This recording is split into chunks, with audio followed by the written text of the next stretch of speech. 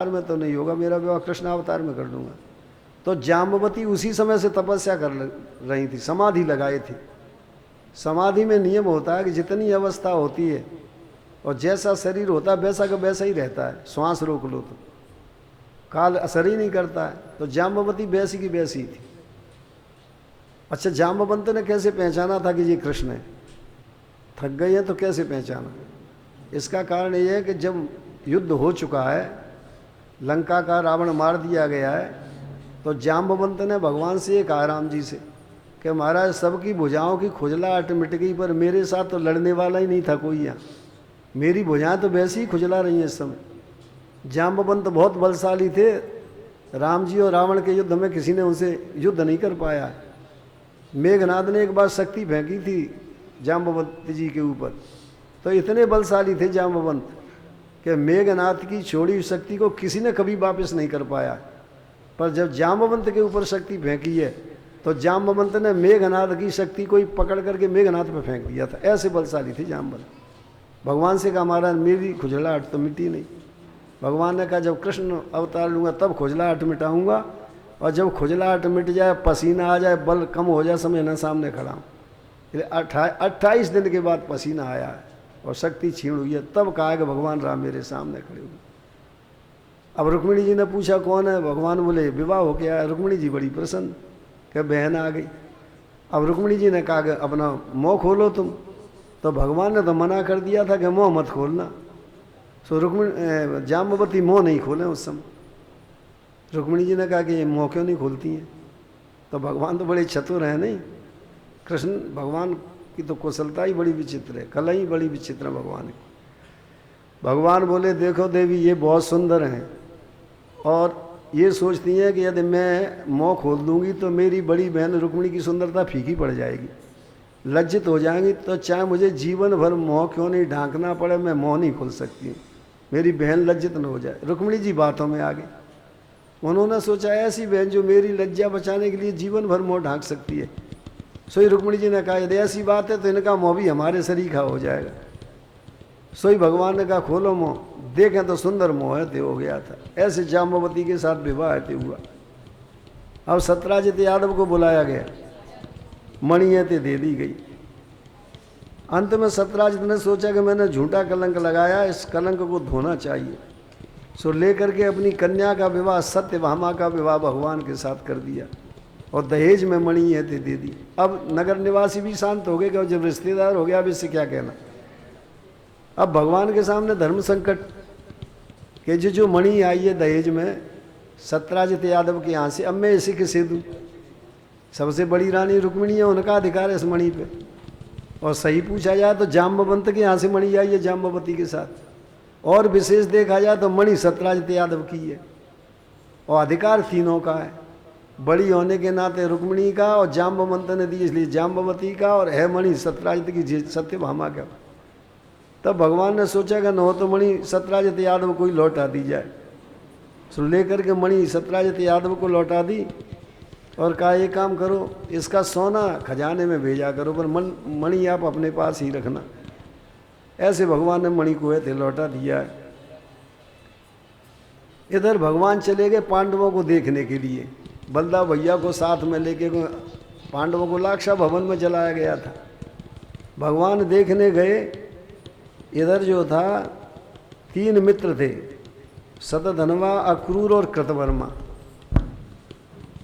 अक्रूर और कृतवर्मा ने शतधन्वा को सिखाया कि शतधन्वन, ये सत्यराजित यादव अपनी लड़की का विवाह तुमसे करना चाहता था सत्यभामा को, और कृष्ण के साथ कर दिया, धोखा दे दिया तुम्हें इसने। न हो तो इसको मार डालो और मणि क्यों नहीं ले लेते हो? देखो दूसरे के कंधे पर रख के बंदूक चलाई जा रही। अक्रूर और कृतवर्मा सिखा रहे हैं। अक्रूर की भी बुद्धि भ्रष्ट हो गई उस समय। क्यों हो गई थी? इसका कारण ये बताया गया कि जब ये अक्रूर जी गए भगवान कृष्ण को लेने के लिए और लेके आए हैं, तो गोपियों ने शाप दिया है कि तुमने हमारे भगवान को जो 10 वर्ष से हमारे साथ थे उनका वियोग करा दिए, जाओ तुम्हारी बुद्धि भ्रष्ट हो जाएगी। इस कारण इनकी बुद्धि भ्रष्ट हो गई थी अक्रूर जी। सो अक्रूर और कृतवर्मा ने शतधन्वा को सिखाया कि तुम्हारे साथ धोखा दिया है, इसको मार के तुम मणि क्यों नहीं ले लेते हो। सो बातों में आ गया और शतधन्वा चला गया। शयानम अवधि लोभा सपाप क्षीण जीवित। देखो पाप शब्द फिर आ गया संस्कृत का, माने वो पापी जो था, पाप माने पापी, क्षीण जीवित जिसका जीवन समाप्त होने वाला था, पहुंचा और जाकर के सोते हुए सत्राजित को गला घोंट के मार दिया उसने, और मणि लेकर के यह चला आया। सत्यभामा को पता लगा, रोने लगी सत्यभामा। तेल द्रोण्यामृतम प्रास्य जगाम गज सावयम। तेल के कढ़ा में अपने पिता की लाश को रखवाया और सीधे हस्तिनापुर सत्यभामा ते पहुंची और भगवान से कह दिया कि मेरे पिता को ऐसे ऐसे सत्यधनवा ने समाप्त किया है। बलदाऊ भैया और कृष्ण आए। सत्यधनवा को पता लगा कि कृष्ण बलदाऊ दोनों आ रहे हैं मुझे मारने के लिए। सो अक्रूर कृतवर्मा से कहा कि मुझे बचाओ, अब तुमने कहा था सो मैंने उसको मार दिया, मुझे बचाओ। अक्रूर और कृतवर्मा कहने लगे कि उनसे कौन बचा सकता है। जरासंध सप्तदश संयुगान विरथ होगत, जिनसे महाबलशाली 10,000 हाथी का बल वाला जरासंध 17 बार हारा था। और इतना ही नहीं, जिन्होंने लीला में यह सप्ताह न शैल उत्पाटे के न पाणे न, 7 कोस के गोवर्धन को बाएं हाथ से उठा करके और अपनी अंगुली पे धारण कर लिया था। उनसे कौन बचा सकता है। जो मरे हुए लड़कों को ले आए थे, उनसे कौन बचा सकता है जिन्होंने कंस को मार डाला था। सतधनवा बोला पहले ये बात नहीं कि जब मौका पड़ा तो मुझसे मना करते हो बचाने की। बोले ये तो तुमको सोचना चाहिए था पहले के कृष्ण कैसे, हमने तो बात बताई थी उस पर ही तुमने कर दिया। अंत में सतधनवा को गुस्सा आई, सो खींच करके मणि अक्रूर की छाती में मारी कि इस मणि के लिए तुमने ये प्रयत्न किया, संभालो इसको, मेरा जो होगा सो होता रहेगा। अंत में उसके पास एक ऐसा घोड़ा था जो 400 कोस आकाश में उड़ता था। उस घोड़े पे बैठ के उसने भागना शुरू कर दिया। सुखदेव जी कहते हैं कि भगवान कृष्ण बलदाऊ दोनों यहाँ आ गए। उनको पता लगा कि वो तो घोड़े पे बैठ के भाग रहा है। सतयोजन गम ययऊ, बताइए कैसा घोड़ा था उसका, जो 400 कोस आकाश में उड़ता था, उसके बाद गिर जाता था। उस सतयोजन माने योजन 4 कोस का होता है, सत माने 100 होता है। घोड़े पे बैठ के उसने आकाश से उड़ना शुरू कर दिया, जाना शुरू कर दिया। बलदाऊ भैया ने कहा कोई बात नहीं, अपने रथ को नीचे लगा दो इसकी, क्योंकि भगवान का रथ उड़ नहीं पा रहा था। तो ऊपर आकाश में सतधनवा उड़ रहा है और नीचे भगवान का रथ चला जा रहा है। दोनों भाई बैठे चले जा रहे। मिथिलाया उपवने विसृज्य पतितम मयम। मिथिला के बगीचा में, जनकपुरी के बगीचा में 400 कोस पूरे हो गए, जो घोड़ा गिरा और नष्ट हो गया।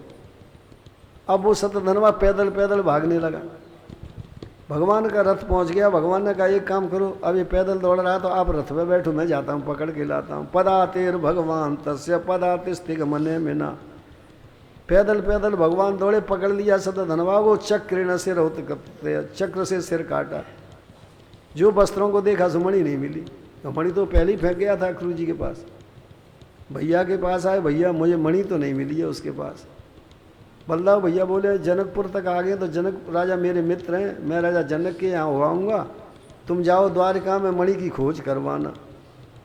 अहम विदेहम इच्छामि द्रष्टुम प्रियतमम मम इत्युक्त्वा मिथिलाम राजन विवेश यदुनंदन।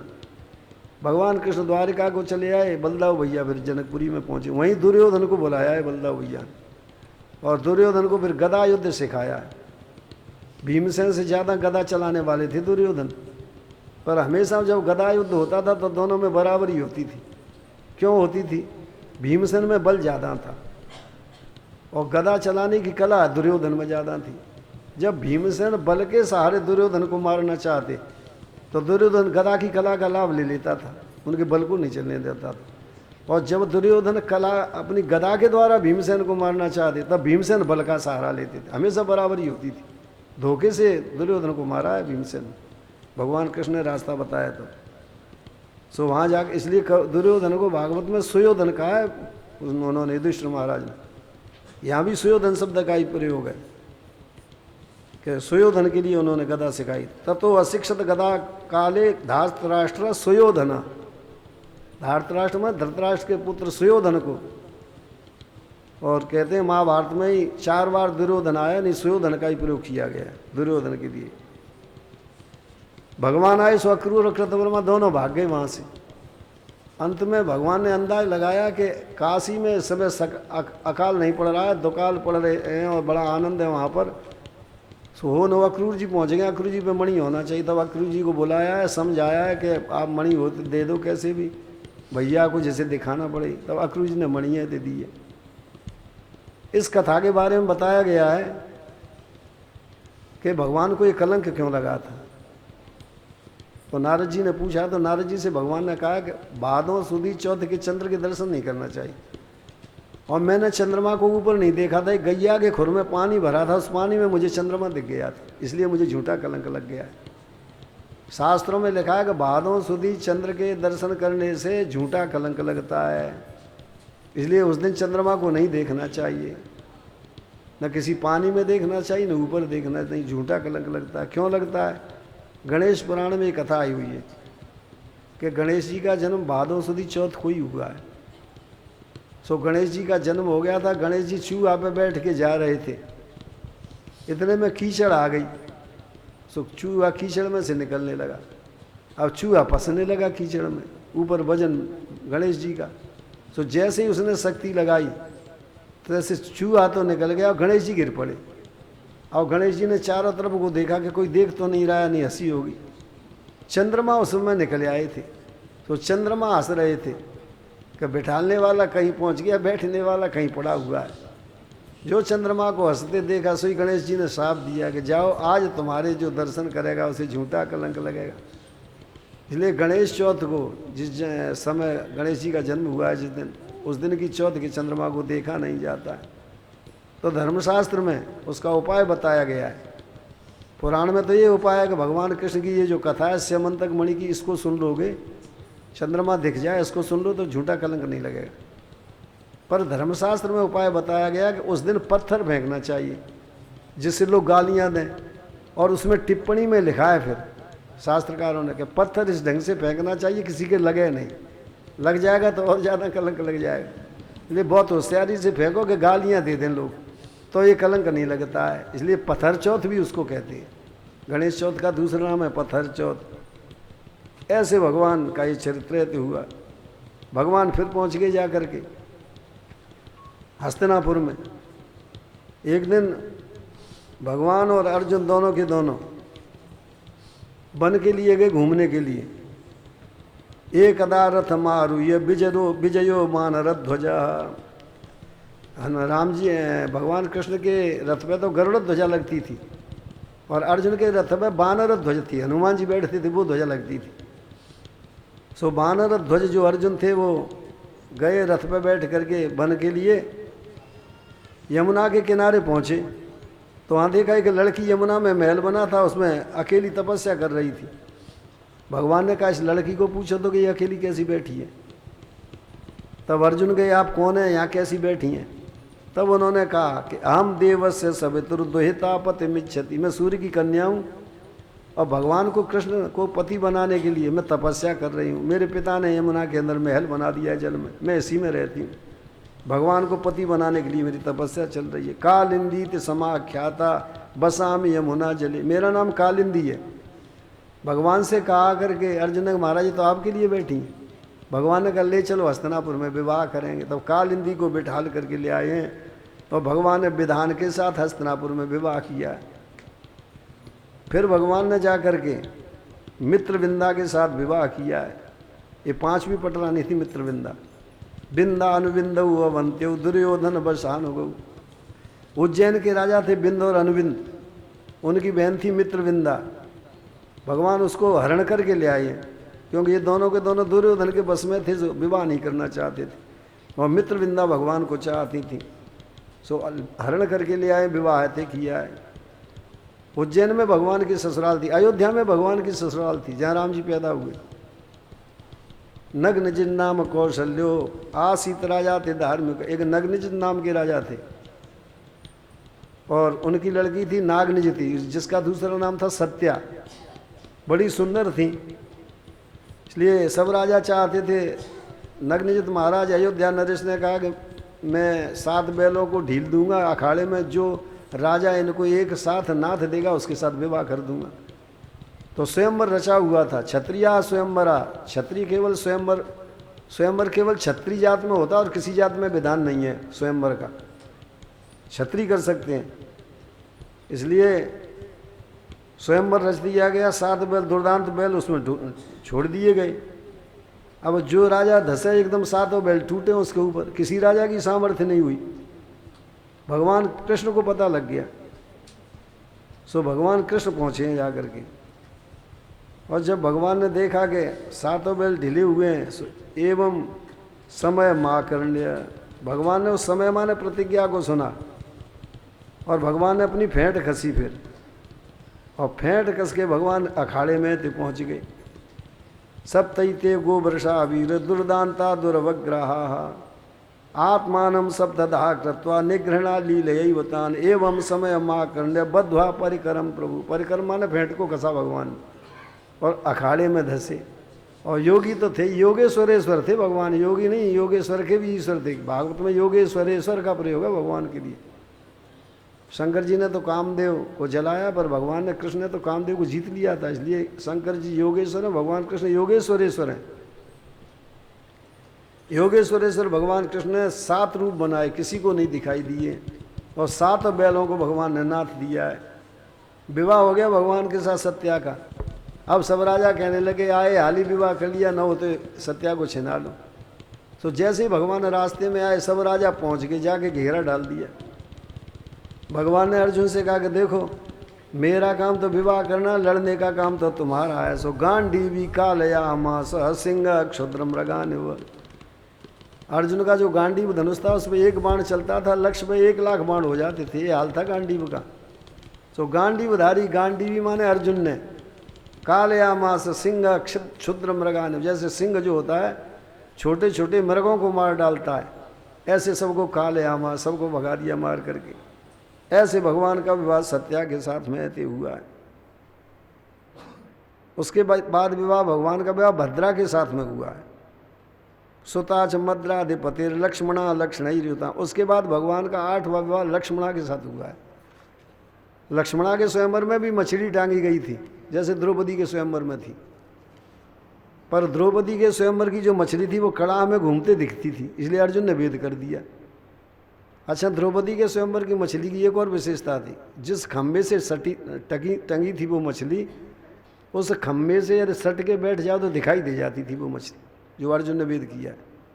लक्ष्मणा के स्वयंवर की जो मछली थी वो कड़ाह में एक बार दिखती थी, फिर उसका पता नहीं लगता था, और कैसे भी सट के बैठ जाओ खम्भे से उसका पता ही नहीं था। तो अर्जुन उसका भेद नहीं कर पाए, तब भगवान कृष्ण ने भेद किया उसका। अपने ज़माने के भगवान कृष्ण सब कला में बहुत आगे थे। ऐसे लक्ष्मणा के साथ में विवाह ऐसे हुआ है। 8 पटरानियों से विवाह हुए भगवान के। उसके बाद भौमासुर के यहाँ 16,100 कन्याएं बंद थी। इधर माता अदिति के कुंडल और वरुण का छत्र जो है वो भौमासुर ने चुरा लिया था, जबरदस्ती छीन लिया था। सो इंद्रेण हृत छत्रेण हृत कुंडल बंधुना, ये दोनों देवता द्वारिका में भगवान के पास पहुँचे, और भगवान से इंद्र ने कहा महाराज हमारी माता अदिति का तो वो ले गया कुंडल, और वरुण बोले कि हमारा छत्र ले गया है जो कांचन श्रावी था सोना जिससे बरसता था, भौमासुर ले गया। भगवान ने कहा समय आएगा तो जाएंगे और भौमासुर से लाएंगे तुम्हारी जी। जब समय आया तब सब हार्यो गरुड़ारूढ़ प्राग ज्योति स्फुरम यजौ। ये भौमासुर जो रहता था उसका नगर का नाम था प्राग ज्योतिषपुर नगर, कहते हैं आसाम की तरफ था। भगवान गरुड़ पर बैठ के गए, सत्यभामा को आगे बिठाला है, भगवान जा रहे हैं।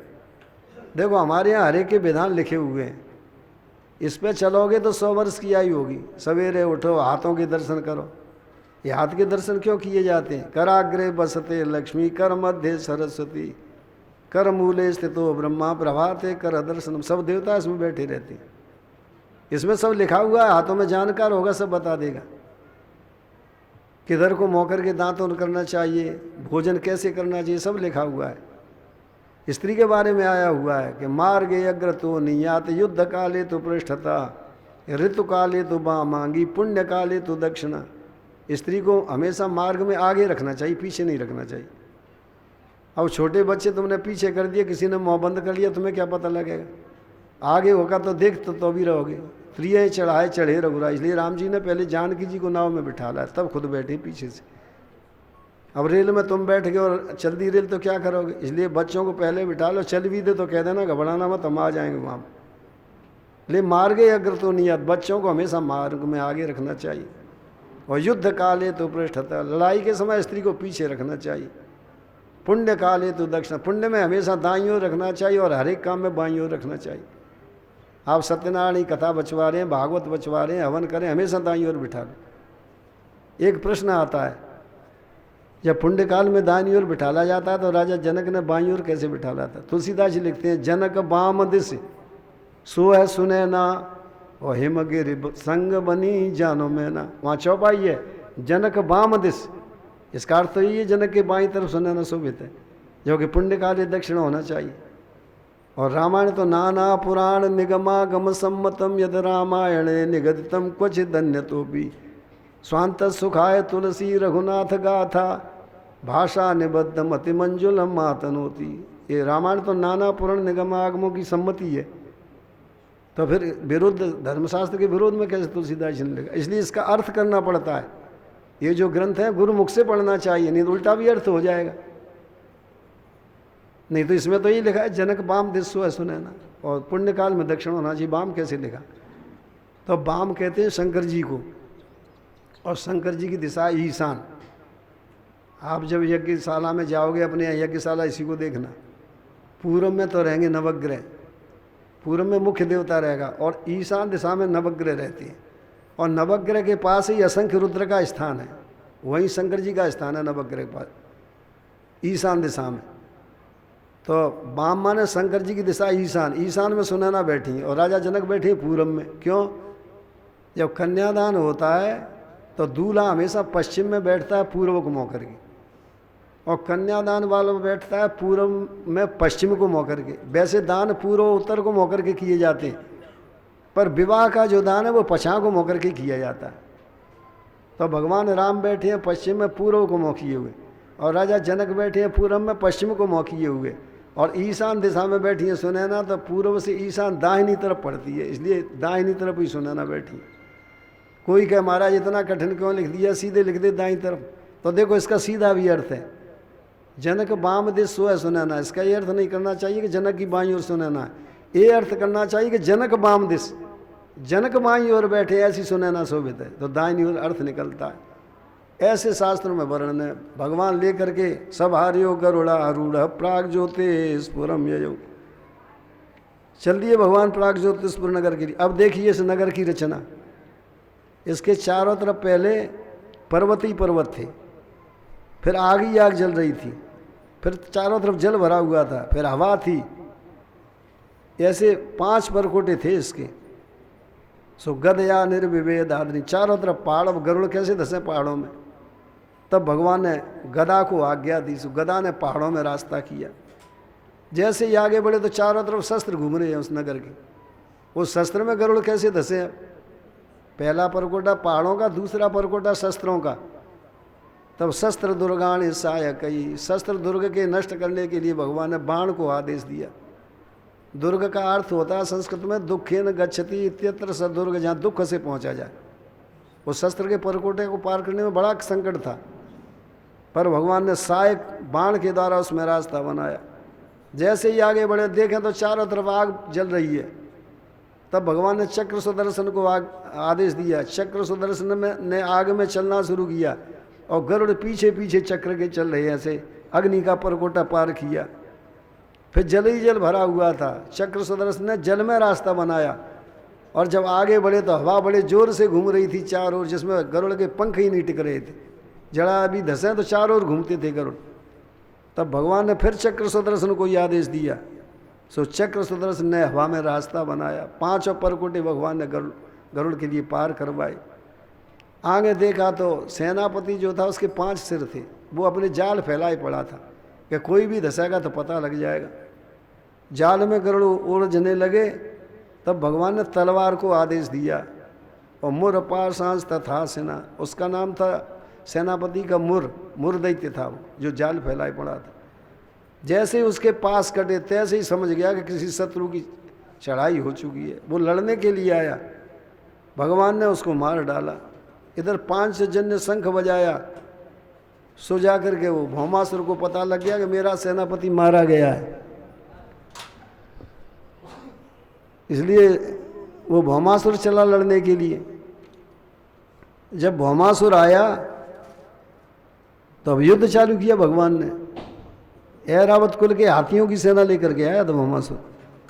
अंत में जब बहुत युद्ध ज़्यादा बढ़ा, सत्यभामा घबराई उस समय, और घबरा के भगवान से कहा कि महाराज प्रभु मारिए इसको। जो सत्यभामा ने कहा सोई सिर काट दिया उसका, क्योंकि सत्यभामा पृथ्वी के अंश से थी और नहीं ये मर नहीं सकता था, सत्यभामा नहीं कहती थी।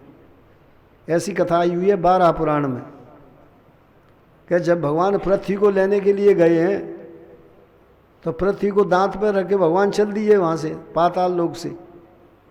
तो पृथ्वी को पसीना लग गया भगवान का, पृथ्वी गर्भवती हो गई। भगवान ने योग बल से स्थापित किया और कहा कि देवी तुम्हारे अंदर मेरा बच्चा है और मैं उसे मारूंगा जरूर। कहा क्यों? बोले जब तुम्हारे पेट में बच्चा था, मैं तुम्हें ला रहा था तब तुम दैत्य का स्मरण कर रही थी, तुम हिरण्याक्ष का स्मरण कर रही थी कि फिर न ले जाए। तो ये नियम है गर्भावस्था में कि जिसका स्मरण किया जाए उसी का असर पड़ता है।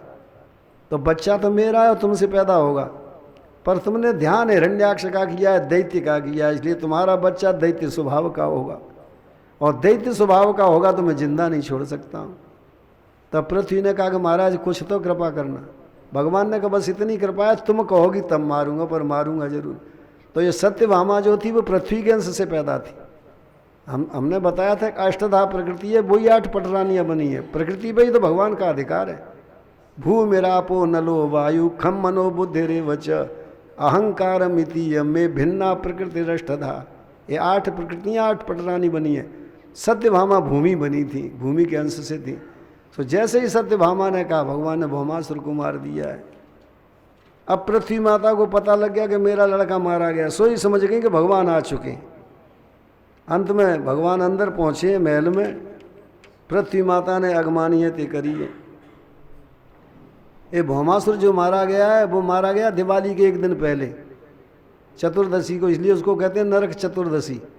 इस भौमासुर का दूसरा नाम था नरकासुर, और भौम इसलिए था कि भूमि का पुत्र था। ये मंगल भी भौम है, ये भी पुत्र पृथ्वी के हैं, पर उनको भौम ही कहते हैं। और ये असुर था इसलिए इसको भौमासुर कहा जाता है।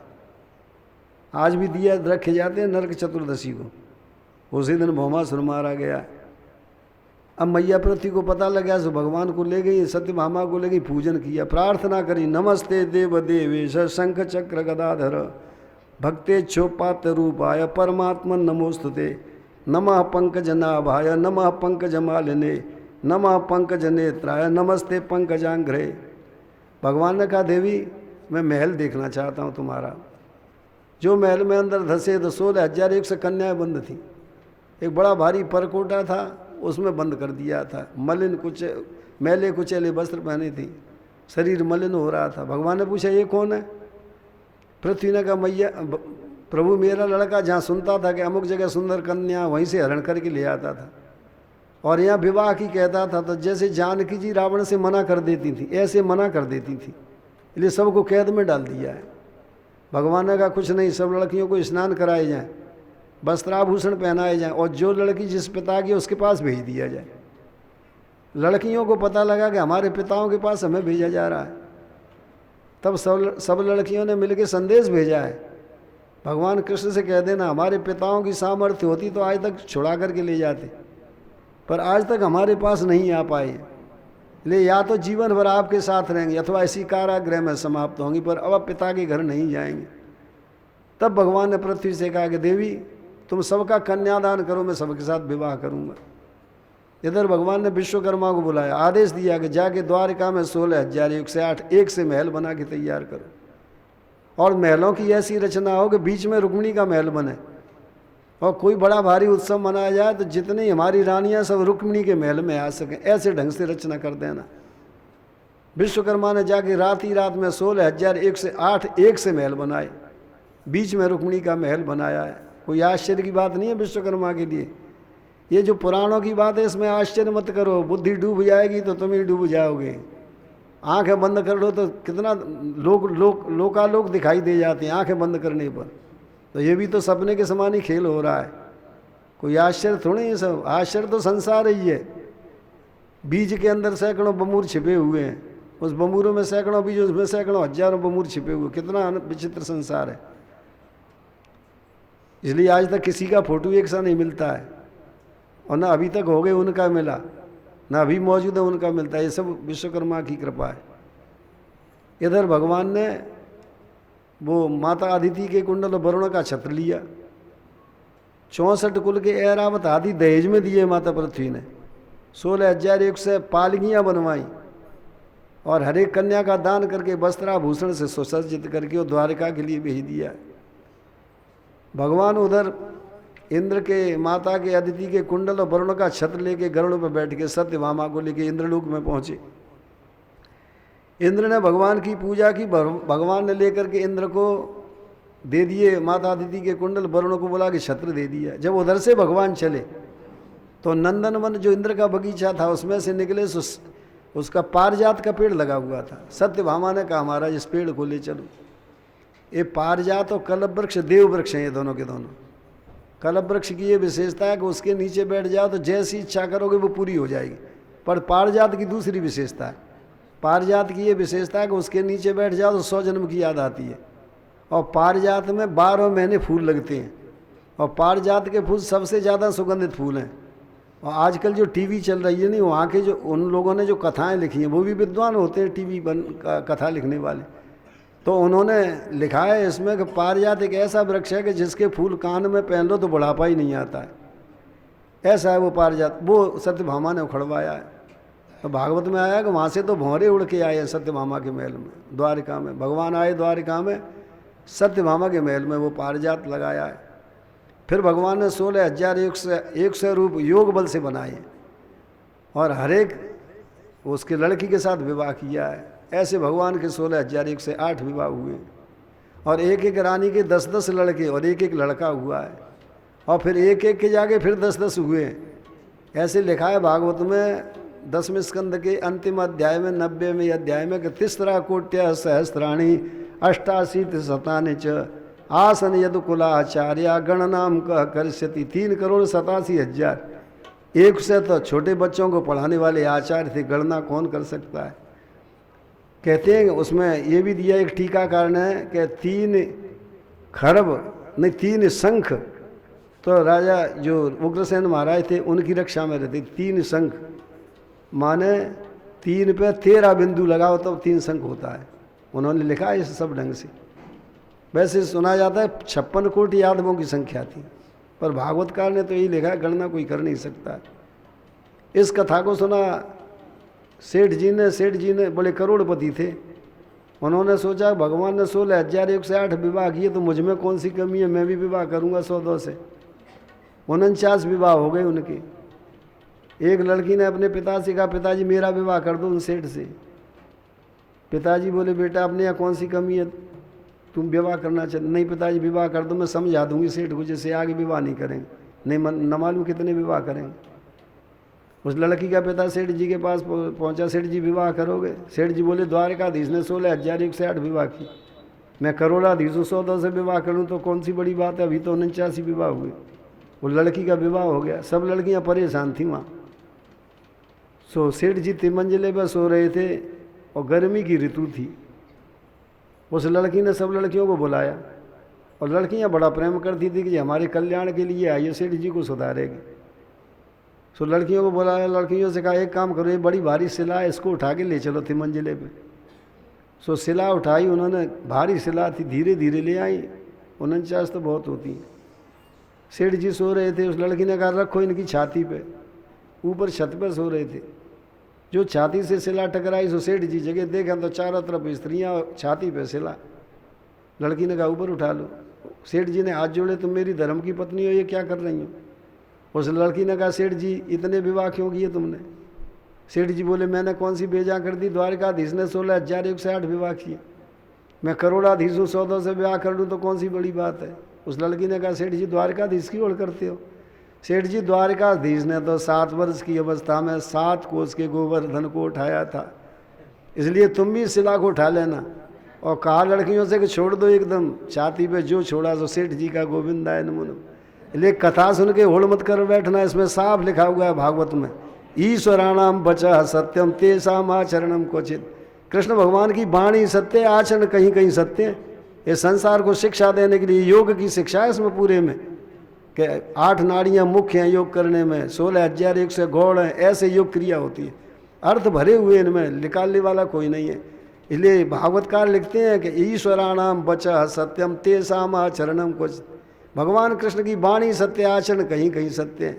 करने वाले ही आचरण करना, सब आचरणों को मत कर देना। समर्थ को नहीं दोष गुसाई और रवि पावक सुर सरी की नाही। यदि सांप के फन पे नाचने की सामर्थ्य हो, गोवर्धन उठाने की सामर्थ्य हो, दावानल पीने की सामर्थ्य हो, और मरे हुए लड़कों को यमराज के यहाँ से लाने की सामर्थ्य हो, तो भगवान की ओर देखना, कृष्ण की तरफ नहीं होड़ मत कर बैठना। शंकर जी ने विष पी लिया था, कोई विष पिएगा तो उसे मरना ही पड़ेगा। ऐसे भगवान के विवाह हुए। जो इन कथाओं को सुनेगा उनके घर में हमेशा कल्याण होंगे। श्रीमद् भागवत अध्याय श्री हरे श्री वृंदावन बिहारी लाल की। अब संध्या को कथा शुरू होगी, 3:30 बजे, समय पे आ जाइएगा। प्यार चाहूं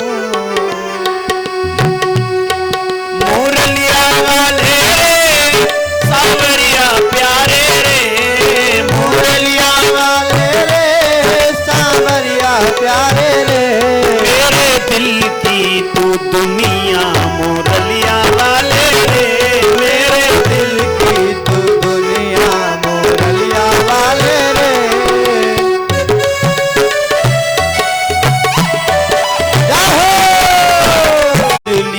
फिरता हूँ देखी है जब से ये तस्वीर तेरी, देखी है जब से ये तस्वीर तेरी, तब से बदल गई ये तकदीर मेरी, तब से बदल गई ये तकदीर मेरी। ये देखी है जब से, देखी है जब से ये तस्वीर तेरी, देखी है जब से ये तस्वीर तेरी, तब से बदल गई है तकदीर मेरी, तब से बदल गई है तकदीर मेरी।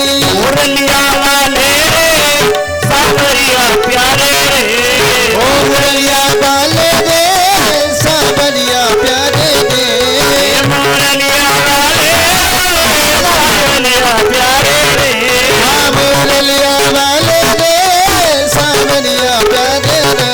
मेरा तू वागवा हो मुरलिया वाले रे, मेरा तू वागवा वाले रे, मेरा दिल तुझ पे कुर्बान।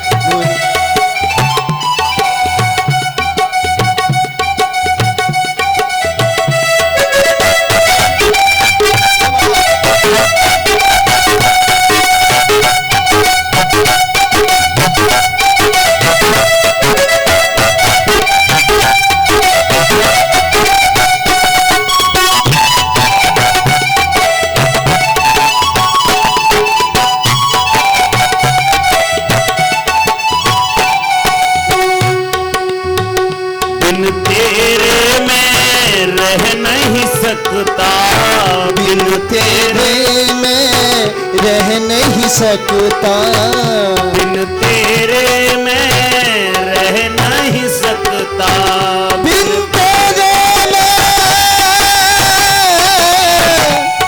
रह नहीं सकता, हरी बिन तेरे मैं रह नहीं सकता, तेरे मैं रह नहीं सकता, दर्द जुदाई का सह नहीं सकता, दर्द जुदाई का सह नहीं सकता। मुरलिया वाले सावरिया प्यारे रे, मुरलिया वाले रे सावरिया प्यारे रे, मुरलिया वाले सावरिया प्यारे रे, मुरलिया वाले रे सावरिया प्यारे रे।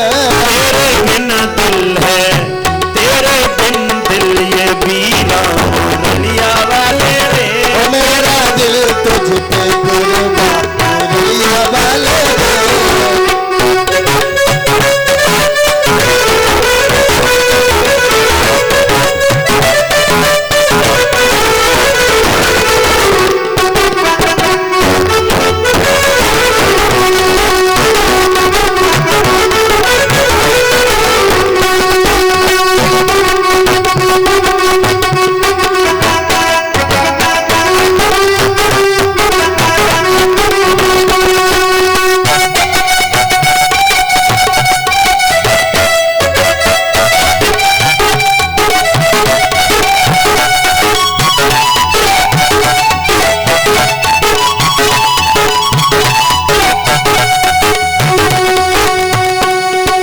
चाहे कुछ भी कहे ये जमाना, चाहे कुछ भी कहे ये जमाना, चाहे कुछ भी कहे ये जमाना, चाहे कुछ भी कहे ये जमाना, चाहे कुछ भी कहे ये जमाना, चाहे कुछ भी कहे ये जमाना।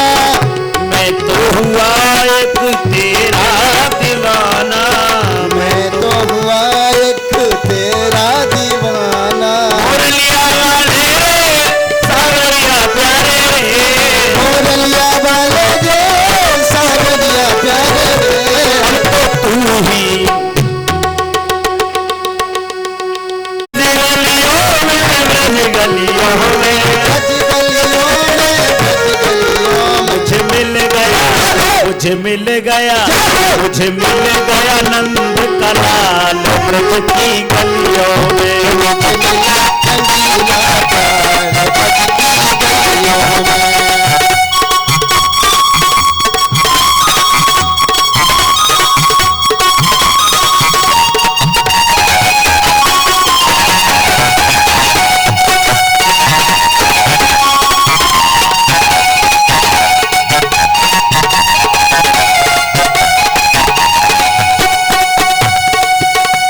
जन्म जन्म से ढूंढ रही थी, जन्म जन्म से ढूंढ रही थी, दर दर पर मैं खोज रही थी, दर दर दर में खोज रही थी, दर दर पर मैं खोज रही थी। दर दर दर में खोज रही थी।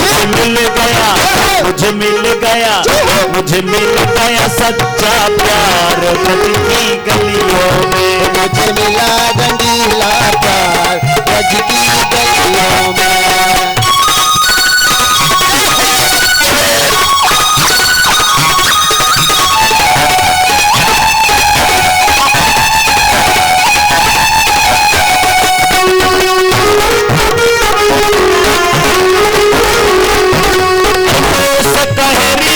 आवरी सजनी, सजनी से कहरी तो आवरी सजनी, सजनी मनमोहन मेरी बाह पकड़ ली, मनमोहन मेरी भैया पकड़ ली। मनमोहन मेरी भैया पकड़ ली। हो गई, मैं तो हो गई, मैं तो हो गई सरमोसार ब्रज की गलियों में। सरमोसार ब्रज की गलियों में।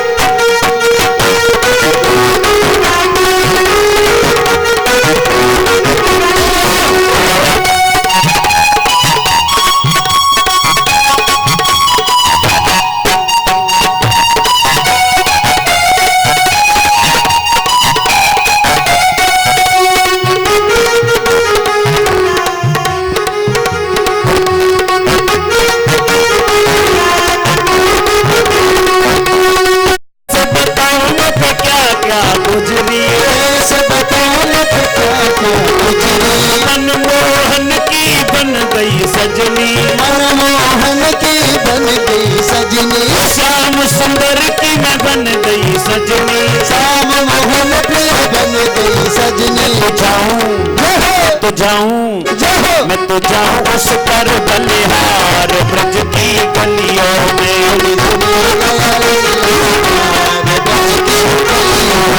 मुझे मिला अनोखा प्यार ब्रज की गलियों में।